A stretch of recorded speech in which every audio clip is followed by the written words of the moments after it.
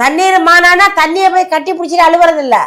அவங்கெல்லாம் மற்ற கட்சியெல்லாம் நினைச்சுக்கிட்டு இருக்கு தண்ணீர் நனவர் போய் அப்பாவை கட்டி பிடிச்சி அழுவாருன்னு. அதல்ல.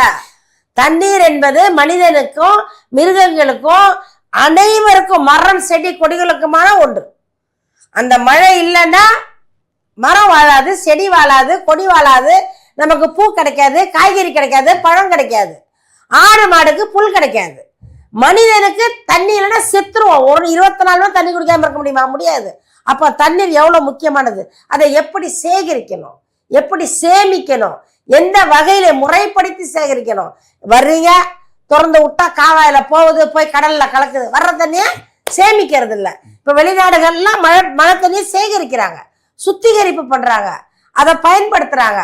நம்ம நாட்டில்தான் பெய்கிற மழை பூரா கடலுக்குள்ள போகுது, ஓடுறது காவா கிடையாது. காவாவில் பார்த்தா எல்லாம் கண்டது கிடையாதெல்லாம் ஓடிக்கிட்டு இருக்கு.